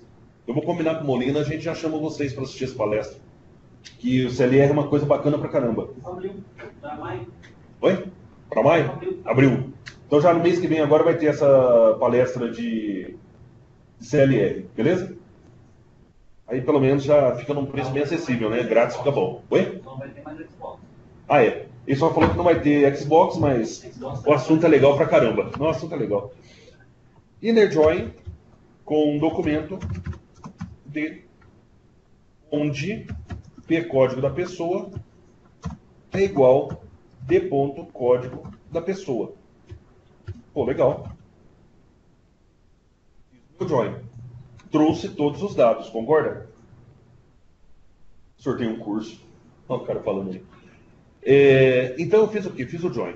Agora imagina você que você tem um banco de dados de verdade, não só com 2 tabelas. Eu tenho um banco de dados num sisteminha de blog, já tem umas 30 e poucas tabelas. Eu tenho um banco de dados aí num sistema de financeiro, eu já tenho umas 100 e poucas tabelas. Um sistema de relacionamento com o cliente, um CRM, eu vou ter mais ou menos umas 250 tabelas. Tem relacionamento de tudo com tudo, né? Você vai ficar lembrando desse join toda hora? Um join de 35, 40. Não, pelo amor de Deus, Júnior, não faz o if no lock, não. Porque o if no lock é gambiarra. Eu vou explicar ele daqui a pouco. O if no lock, tablock X, tudo que é hint é para mudar o funcionamento padrão. Por que você está mudando o funcionamento padrão? Ou porque teu servidor não tem velocidade de disco, está fazendo muita fila, você está com desempenho lento, ou o pessoal que fez as queries é meio, em termos técnicos, meio cabaço, e aí vai fazer o quê? Eles ficam segurando tudo dentro de transação à toa, e quando você começa a fazer pesquisa, você não consegue acessar os dados. Lembrando que pesquisa vai fazer lock do tipo shared, compartilhado, você só vai ficar na fila e não vai dar deadlock não. O que vai dar deadlock é a tabela A espera a B ser atualizada, a tabela B espera a ter uma transação confirmada e aí trava tudo. Mas isso aí vai ter a ver com insert update delete.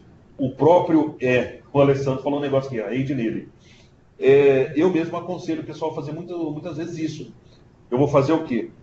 Gente, está com muita fila de disco. Identificamos usando o Profiler, o Perfimon, o Sysmon, qualquer um deles.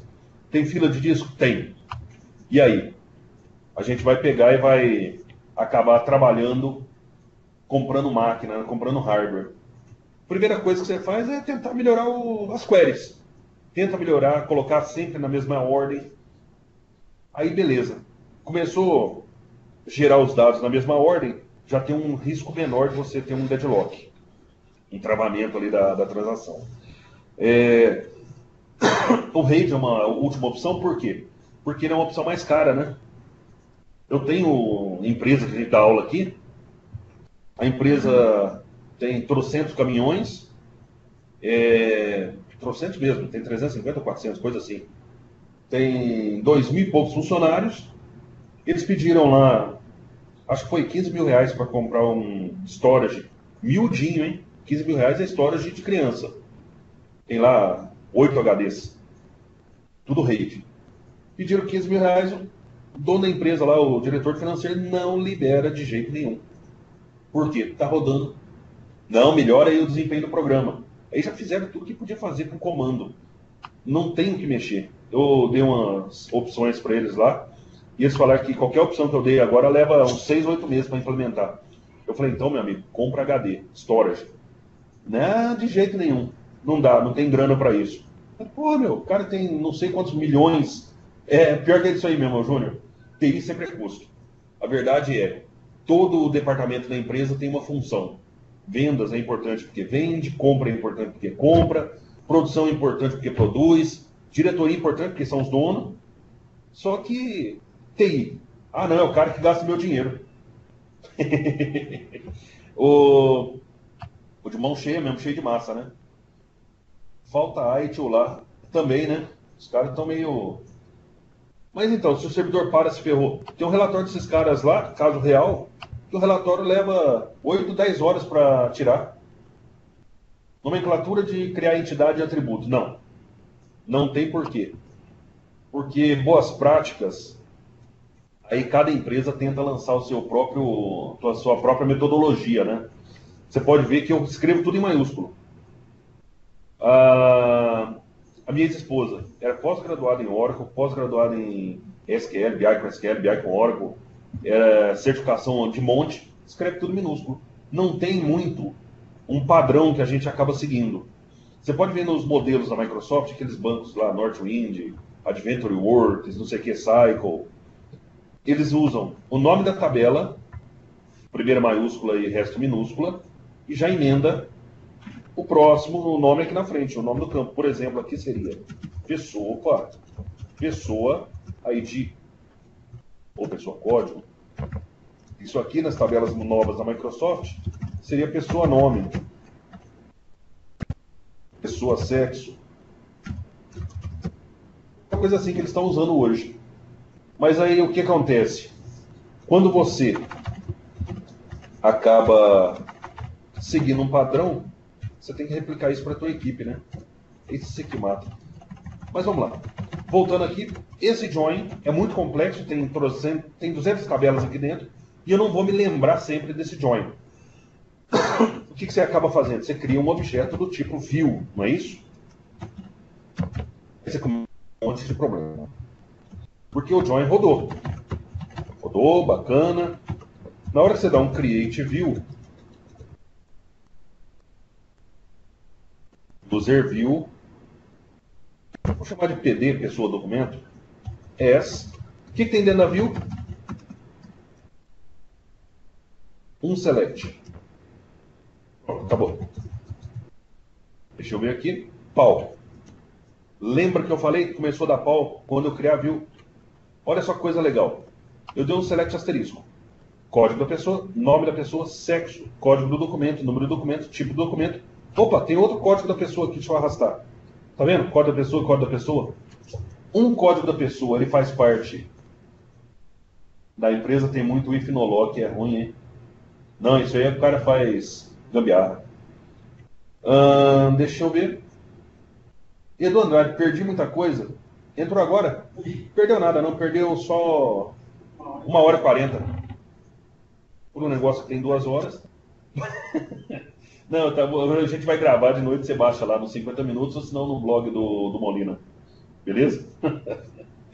Tá aqui, ó. Então, eu não posso ter nome de coluna repetida dentro da view. Por quê? Uma view é gravada na sysobjects. Então, a view, como a tabela, como outros objetos, ela está armazenada na sysobjects. As colunas da view estão armazenadas lá nas syscolumns. E a syscolumns, ela é única, né? Nome único de coluna para cada objeto. Então não pode ter na mesma view nome repetido. Então você tem que começar a arrumar isso. Tá bom, tá bom. Código da pessoa, vírgula, nome da pessoa.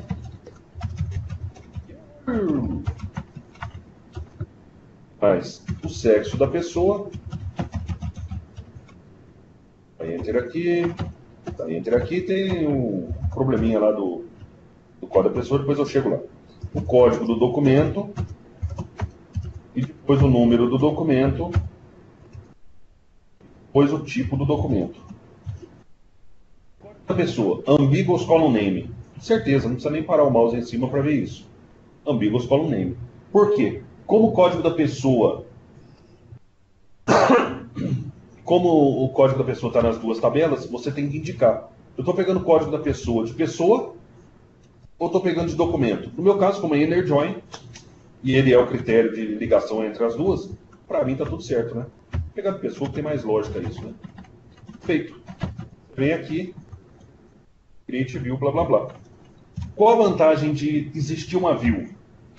Então, select asterisco from UVPD.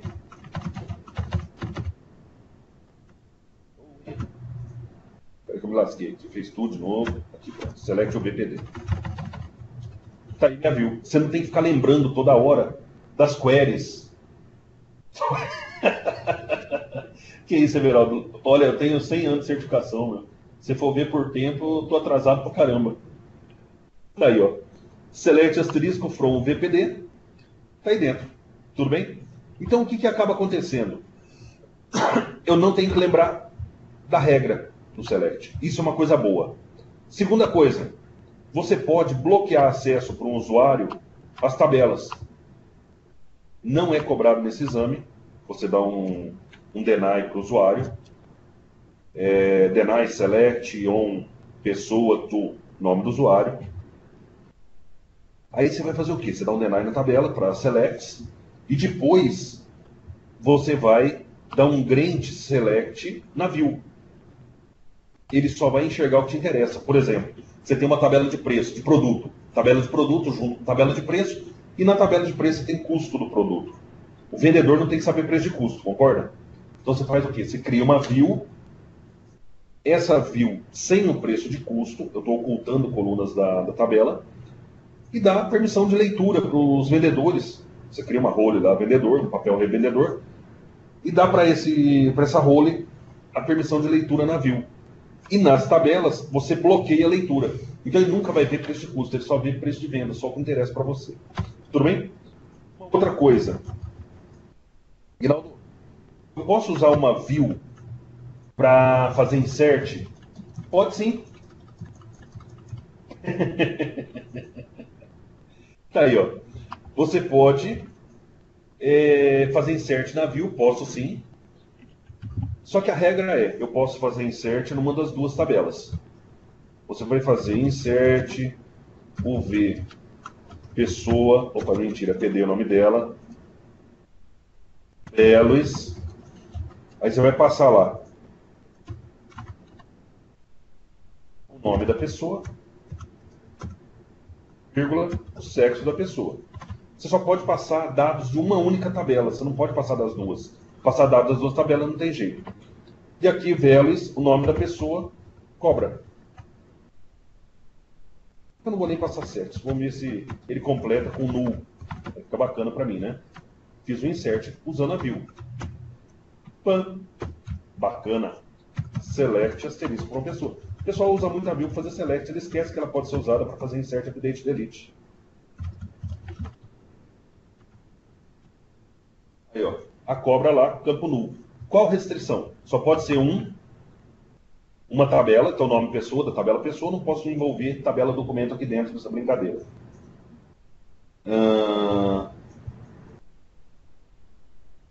Referência de uma view com uma tabela. Não, a view, na verdade, ela não armazena dados, então não tem por que eu fazer referência. Os dados estão na tabela. Tudo bem? O Rafael. Então, o que acaba acontecendo?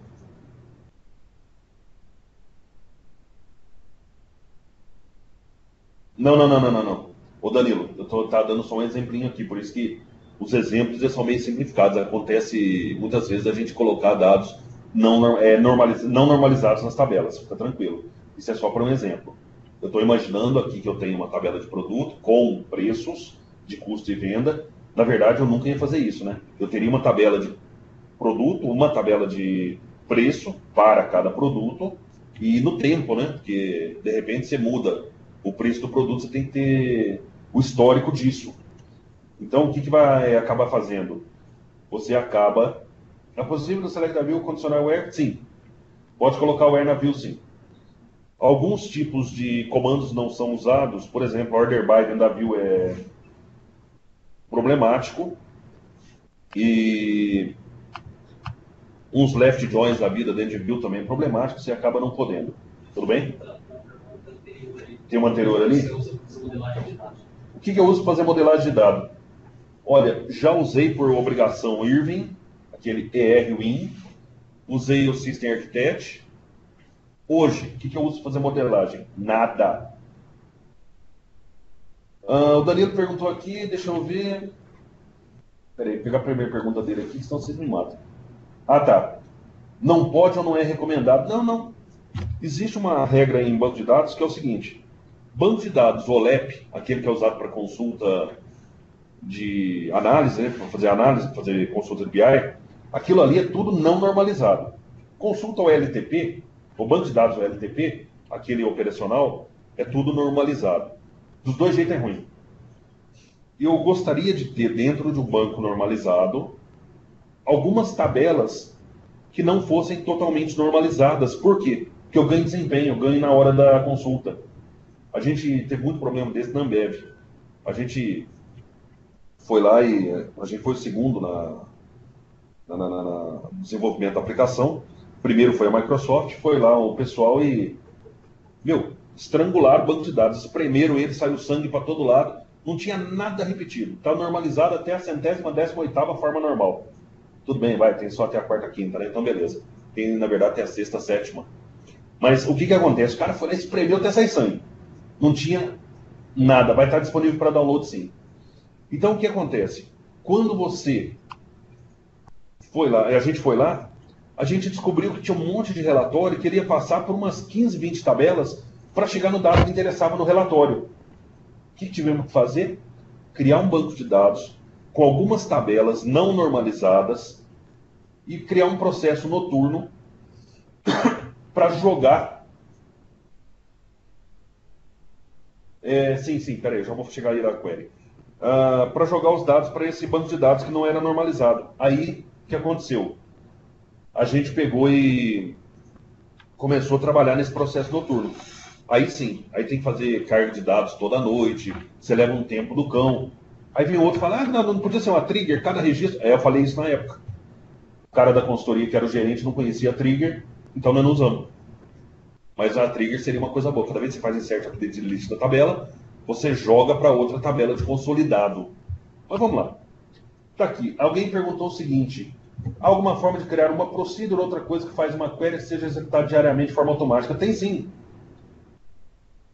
Olha, eu falo a verdade para você, viu? E eu, como só tomava Coca-Cola, nem refrigerante. Tem jeito de escrever procedure? Não, tem jeito de você fazer um job. Quando você tem aqui, ó, Object Explorer, você tem um tal de SQL Server Agent. Tudo bem? Esse agent, deixa eu dar um start nele.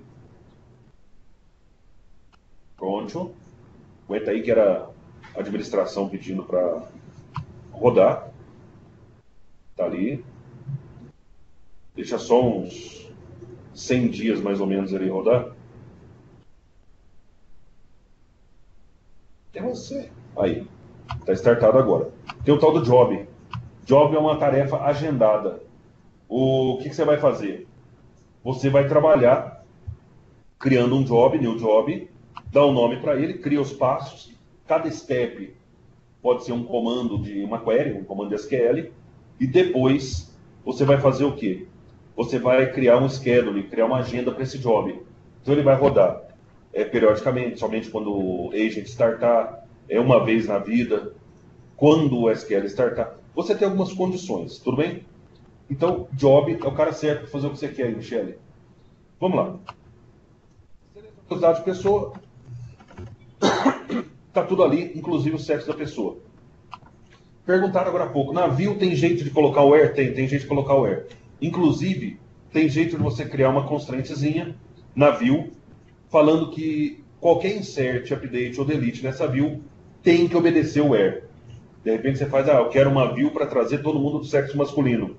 Eu não vou conseguir fazer insert nessa tabela usando o sexo feminino. Ele tem que obedecer o where também. Beleza?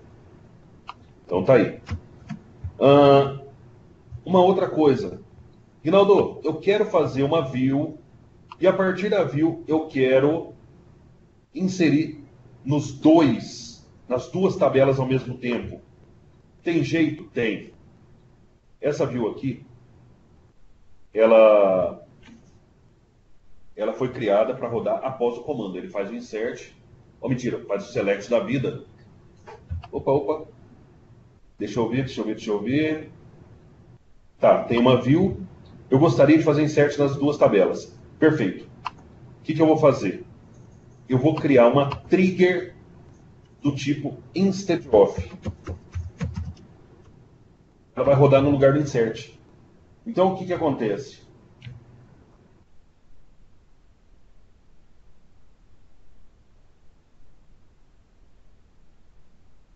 Ele tem mais detalhes, tal. Ô, Eduardo, eu vou dar uma olhada nisso aí para você. Peraí, aguenta aí. Instead of é uma trigger que roda em vez do comando. Então, você vai criar uma trigger instead of para essa view. Aí, essa view você tem que mudar um pouquinho.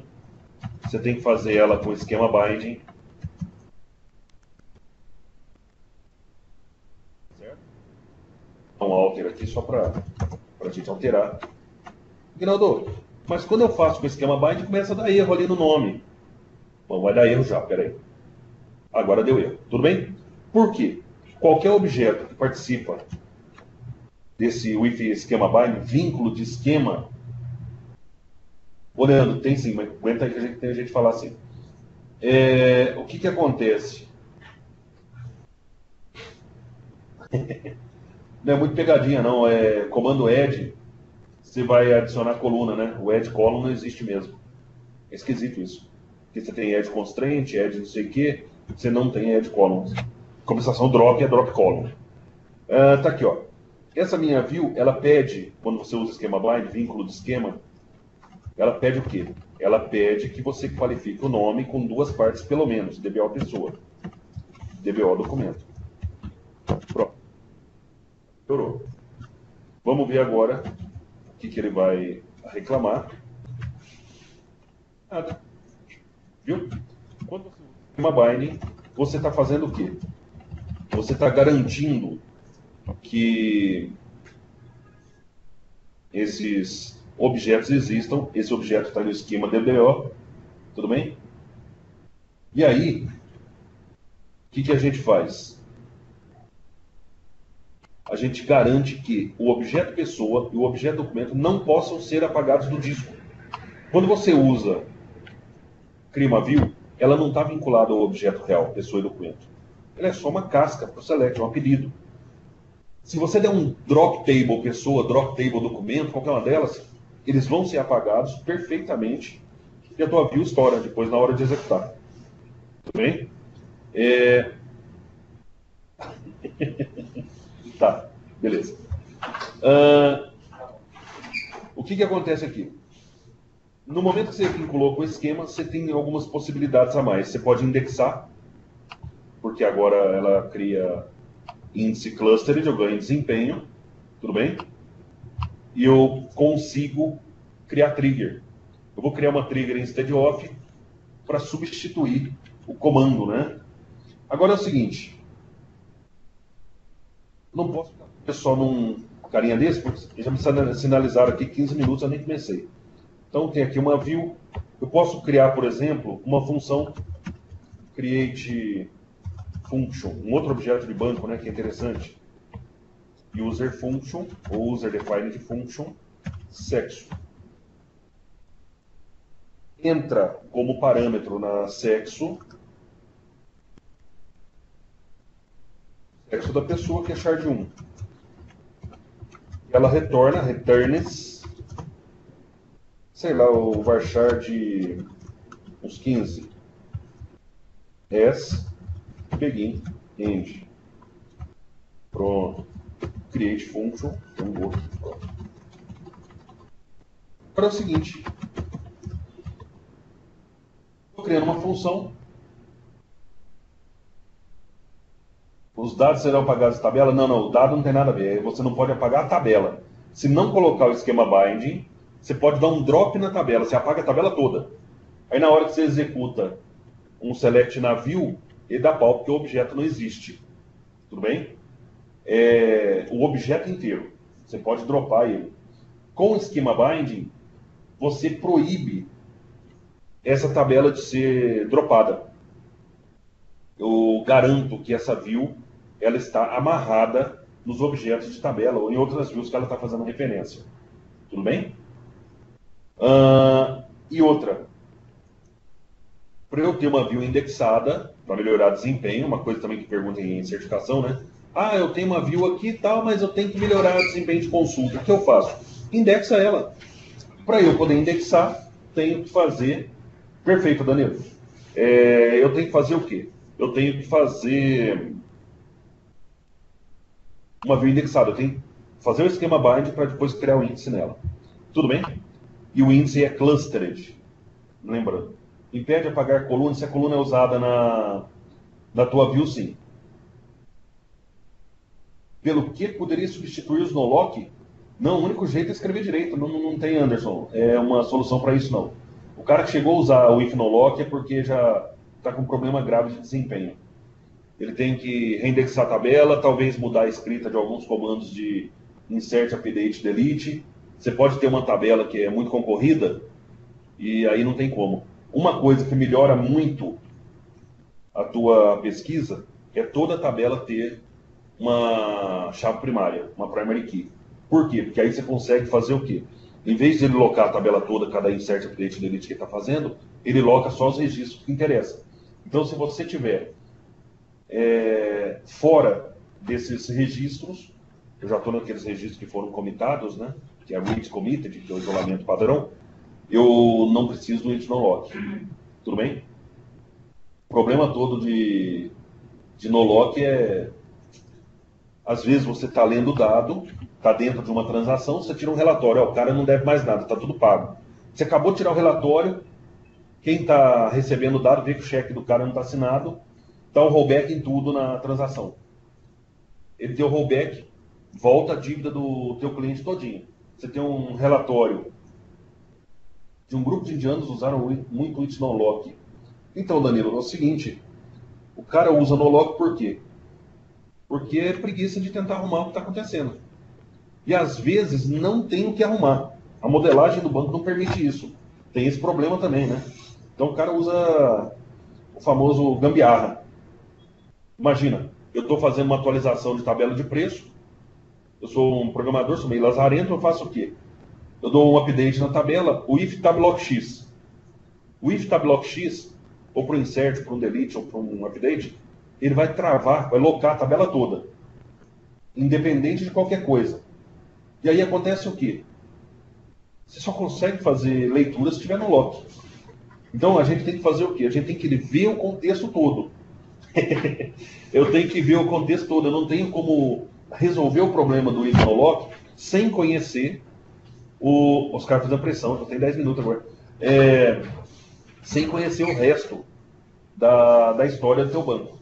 É complicado isso. Tuning é uma coisa que você faz obedecendo o contexto. Eu tenho que conhecer o banco, eu tenho que conhecer código do banco, eu tenho que conhecer o ambiente para poder dar um palpite. O legal do tuning é que é uma das coisas mais simples de fazer.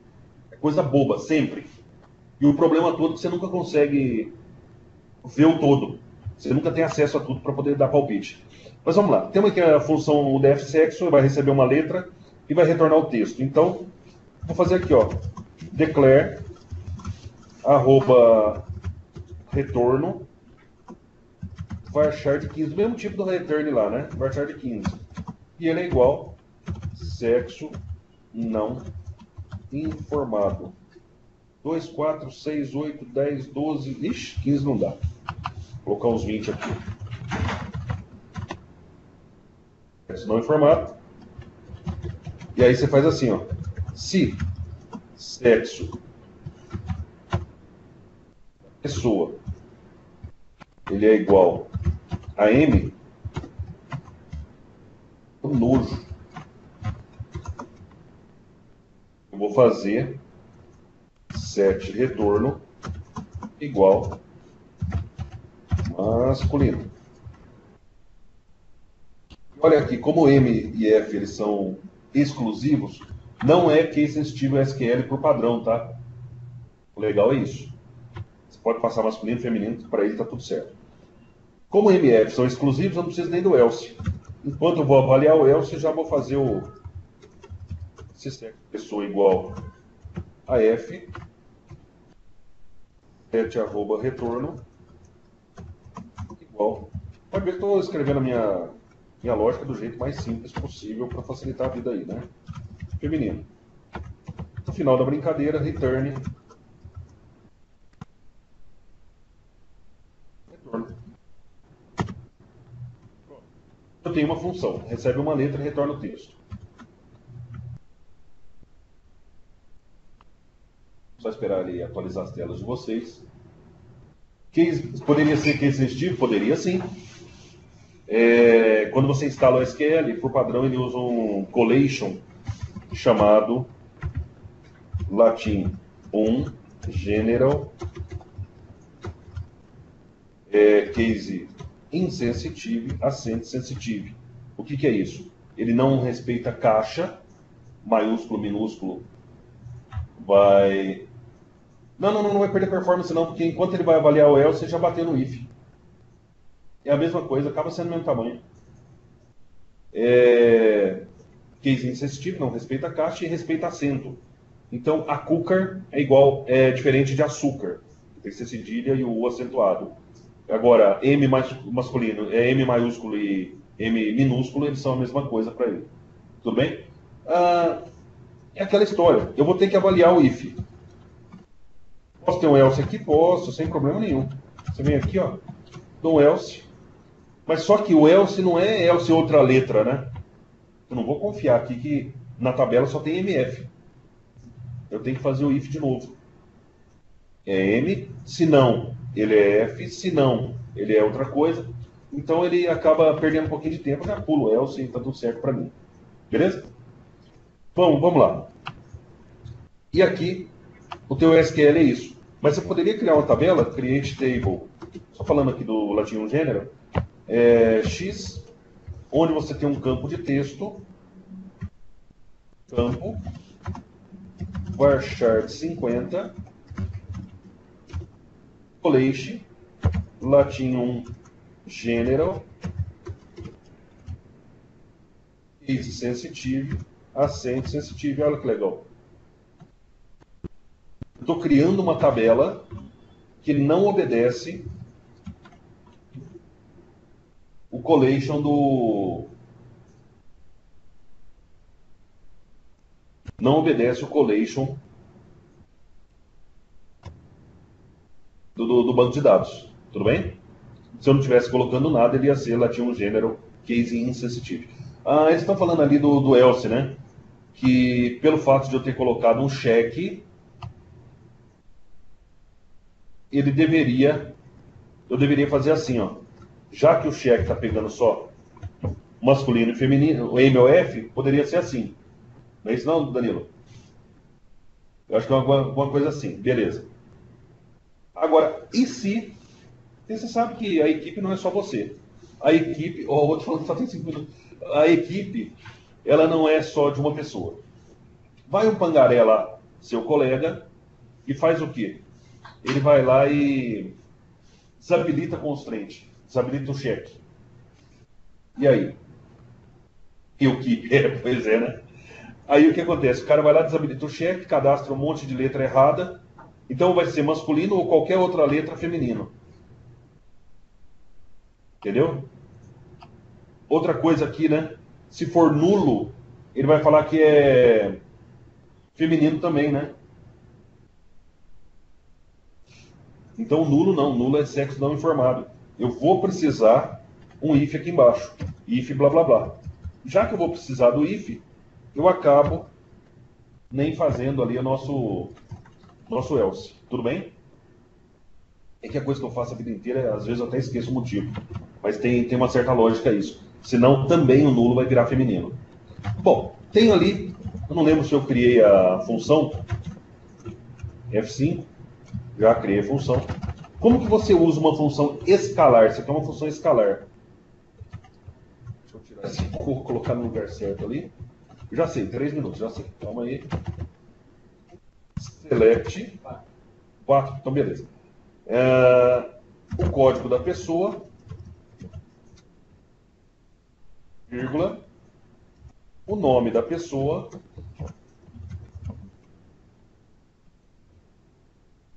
vírgula, dbo ponto, udf sexo, para o sexo da pessoa. As, sexo pessoa. Olha que bacana. Então, pessoa. Então foi criado. Tá aí, ó. Gostaria de ser bom desse jeito. Né? Tá aqui, ó. Beleza? Código da pessoa, de 1 a 5. O nome da pessoa, tal, tal, tal. Sexo, os textos, ó, masculino, feminino, masculino, masculino. Sexo não informado. Aí sim, hein? Então, o que acontece? Você escapa daquele select maldito usando case, né? Select, código, pessoa, vírgula, nome da pessoa, vírgula, case, sexo, pessoa, onde, quando, né? Quando, M, então, masculino. Quando, F, então, feminino. Se não é nada disso, ele escreve sexo não informado. End as sexo pessoa from pessoa. Olha só a coisa mais lixo, né? Isso aqui a gente usou a vida inteira. Sexo pessoa tem 2 sintaxes para case, né? Então, Andriel, mas o negócio que quase todas as empresas usam no lock. O programador, o DBA, ele é meio júnior, ele vai usando para tirar da frente tirar do colo dele o select, né? Fala, pô, tô tendo que melhorar o desempenho. É o famoso, tá bom, joga tudo fora. Alguém falou aí, Júnior, né? Que a ideia do function é reaproveitamento de código. Exatamente, você está encapsulando o código, você pode reaproveitar. E uma outra coisa, simplificou a escrita do select, é muito bacana, né? Se usar case na função, seria a opção. O case é usado dentro do select. Então eu ia ter que mudar a minha função e usar um case lá dentro. Mas não usaria não, viu? Uma coisa que você tem hoje no SQL 2012 é o if, né? pode ver na palestra de ontem, eu falei do if para vocês, uma opção também, simplifica um pouco a escrita. Olha lá, tem lá, as duas queries são a mesma coisa. Vou dar um Ctrl L e você vê o que? Olha lá. Lembrando que quando você testa plano de execução, para poucos registros, engana muito, né? Mas olha só que legal. Eu tenho aqui a minha query, 50% do tempo fazendo um scan na tabela. Depois, a função sexo. Ele executou todo. Aí você fala, pô, mas eu não via no plano de execução. É o diagonal do capetinha vermelho. É o apelido que eu tinha na outra empresa. Tá aqui, ó. A função não aparecia no SQL 2008. Agora em 2012 aparece. Beleza, para mim tá de bom tamanho. E aqui embaixo, o cluster de index scan, que é os 50% do tempo também, do total nosso. Se eu tenho duas queries, 50% cada uma, parece que elas têm a mesma velocidade, não é isso? O legal é o seguinte, se você tiver um volume muito grande de dados, pior de tudo que o Rafael está certo. Então, quando você tem ali um volume muito grande de dados, o que vai acontecer? Você acaba vendo que usar a função é um pouco mais performático, tudo bem? E tirando a função, você pode usar dentro do select também, né? Pessoal, eu vou dar encerramento por aqui e vou passar para o Molina. Aí ele faz o encerramento, aquela coisa toda, a parte nossa da obrigação. E eu vou voltar a falar com vocês. Espera aí, Marcelo. Eu vou voltar a falar para vocês, tem bastante assunto. Eu vou ficar ali pelo menos até meio-dia com vocês conversando. Beleza? Tem algumas dúvidas aí, quer gastar mais uns 5, 10 minutinhos? Não, tem mais umas dúvidas de umas 4 horas. Aguinaldo, o que você acha da Oracle? Então, a Oracle é uma empresa boa, tem produto bom. O Oracle Database Server é de primeira. Ele é um concorrente, é o único concorrente no nível do SQL. O Molina vai fazer o sorteio já, peraí. E o que acontece? Quando você trata de Oracle e de SQL, você tem um problemão aí. Quando o cara vai no SQL, no Oracle, ele vai lá e compra um appliance. Ele vai comprar hardware, software, tudo junto. E, é máquina de 150 pau. Ele mais o Oracle, no mínimo, né? Quando ele vai trabalhar com SQL, o cara quer o quê? O cara quer um SQL Express num dual core com 2 GB de memória. Eu falei, pô, o outro lá falou que o Oracle tem mais performance. É lógico, né, meu filho? Desse jeito é minha bisavó. Então, o que acontece? Oracle é um bom banco e, estando ali em máquinas de porte semelhante, Oracle e SQL são grandes concorrentes. Que um faz, o outro faz também. Tudo bem? Só puxar a tela, tá? Oi? Pode puxar a tela, pode puxar. Então, o que acontece? Fica tranquilo. Tanto usar Oracle, eu não gosto de Oracle, trabalhei 2 anos para nunca mais. Eu dei um treinamento lá no Guarujá, esse tempo atrás, acho que faz uns 2, 3 meses, de programação, de acesso a dados. Eles preferiram o treinamento todo em cima de Oracle. Rapaz do céu, ou 11 aulas que não terminavam. Eu não gosto, beleza? Mas a coisa acontece sim.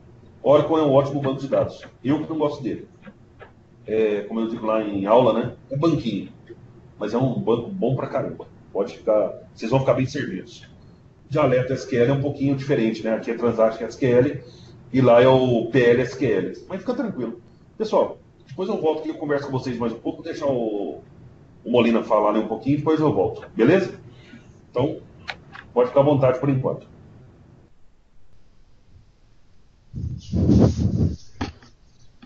Vamos lá, pessoal. Eu sei que se deixasse o Aguinaldo aqui, a gente iria até às 5 da tarde. Ele brinca, mas ele está falando sério. Mas eu sei também que o pessoal tem bastante coisa aí. O pessoal está no trabalho muitas vezes. Infelizmente, a gente já tem que cortar um pouquinho antes.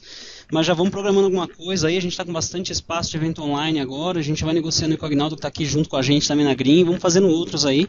Fiquem à vontade para dar ideias também de coisas legais, de alguns eventos que a gente poderia fazer, ok? Bom, para fechar aqui, pessoal, para a gente poder finalizar o nosso ambiente, vamos falar um pouquinho rápido aí sobre as certificações, né, do Windows Server, como o Aguinaldo estava falando aí. A primeira das certificações aí hoje, o MCSA de Windows Server 2012, na verdade, de SQL 2012, né? Eu fiz o favor de colocar o Windows Server aí, ignorem o Windows Server. Então nós temos 3 provas, como disse o Agnaldo, né? A prova 70461, a 462 e a prova 463, tá? Os cursos, né, são os mocks 10774, 10775 e 10777, que é o Carrying Microsoft SQL Server, o Administrando SQL, né, no caso Database, e o Implementando Data Warehouse, que são os 3 cursos aí que nós temos para apresentar, né? Então, seguindo aí o preparatório da prova, acho que as dicas já foram bem legais do Agnaldo, ele procurou sintetizar bem o que vocês vão encarar na prova. Muita coisa vocês conseguem estudar por conta, ou até a MEVA, alguns vídeos que a gente tem disponível.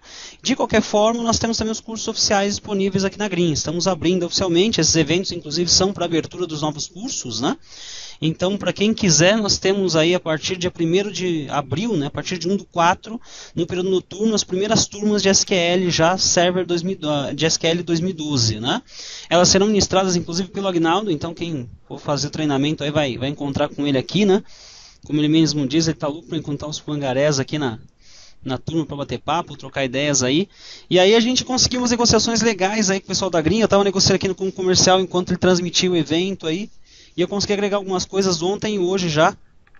Então, para quem comprar a formação MCSA, além de levar o e-learning, né, a gente fala do Windows Install, mas vai levar também o e-learning lá da introdução ao banco de dados SQL, desenvolvido pelo próprio Agnaldo.